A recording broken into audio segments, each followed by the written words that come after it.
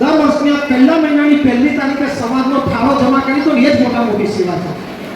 એનાથી વધારે કઈ કરવાની જરૂર નથી। अरे न किसी के अभाव में जियो, न किसी के प्रभाव में जियो, रामी माली समाज में जन्मे हो, ये जिंदगी है आपकी, आपके स्वभाव में जियो, आपके स्वभाव में जियो। एक बार આવું નાની સ્પીચ આપીને હોલ નીચે ગયો ને તો મને એક ભાઈ એમ કીધું કે ભાઈ તમે બહુ સરસ સ્પીચ આપી છે અને મને બી સમાજ પ્રત્યેનો પ્રેમ જાગી ગયો છે, તો મારે હવે સમાજ માટે શું કરવું જોઈએ? મેં ભાઈ એટલું જ કીધું તમે સમાજમાં સભ્ય છો? તો કે હા છે।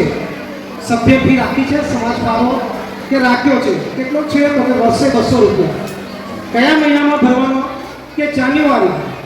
આ કયો મહિનો ચાલે છે? કે જૂન મહિનો। મેં કીધું તમે સમાજમાં ફાળો જમા કર્યો? બોલે કે ના નથી કર્યો।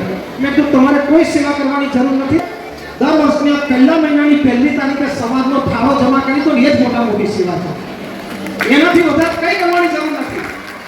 અરે જરા કલ્પના તો કરો, માની લો કે જાન્યુઆરી મહિનાની પહેલી તારીખે આપણે સમાજની ફી જમા કરવાની હોય અને આપણો આખો સમાજ પહેલી તારીખે બધા જ જો સભ્ય ફી જમા કરી દે તો સાહેબા હોદ્દેદારો પૂછવાઈ જાય, કારણ કે એમની જવાબદારી વધી જાય। જે સમાજ 100% ફાળો આપતો હોય, મારે ગર્વ ન કરવો પડે પણ અમારા સમાજની પહેલી મીટિંગમાં અમે 200 રૂપિયા સભ્ય ફી રાખી હતી, એનો ઘણો બધો વિરોધ થયો। પછી અમારે જનરલ મીટિંગની અંદર બધાની અનુમતિ લેવી પડી।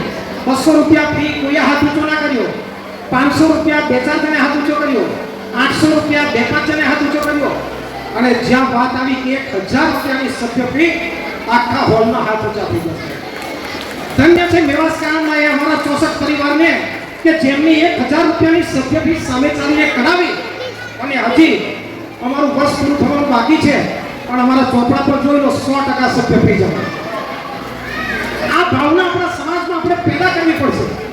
બાકી ઘણીવાર તો સેવા ઘણા પ્રકારે થાય। એક નાનકડી વાત કહીને મારી વાતને વિરામ આપું। એક વ્યક્તિ સંત મહાત્માના પ્રવચનમાં જાય છે, ત્યાં એ થોડું ઘણું સાંભળ્યું અને એનું મન પરિવર્તન થઈ ગયું।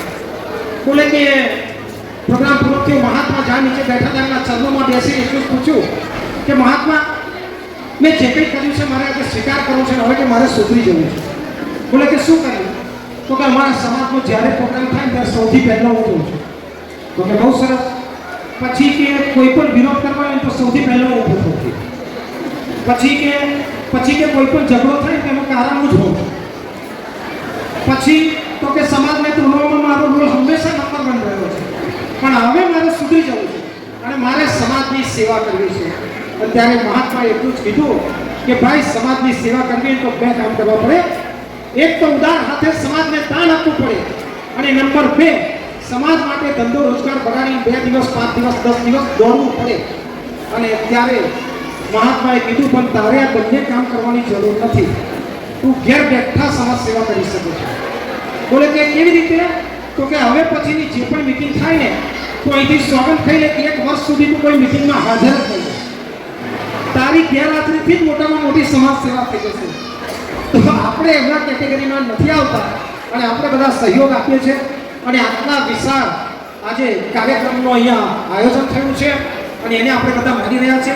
ત્યારે વધુ સમય ન લેતા 17 સભ્યના તમામ હોદ્દેદારો અને જે કાર્યકર્તા આયોજકોએ આ કાર્યક્રમનું આયોજન કર્યું છે, ગયા વર્ષ કરતાં ખૂબ સુંદર આયોજન માટે એકવાર જોરદાર તાળીઓ 17 સભ્યોના આપો। કદાચ આજનો આ નજારો, ફોટા, વિડીયો કોઈ જોશે ને તો જોઈને લાગશે કે ના, મધ્ય ગુજરાતનો એક સમાજ છે નંબર 1 પર છે, એવી અનુભૂતિ થાય એવું સુંદર દ્રશ્ય સર્જાયું છે। અને 2 પંક્તિ સાથે મારી વાતને વિરામ આપું।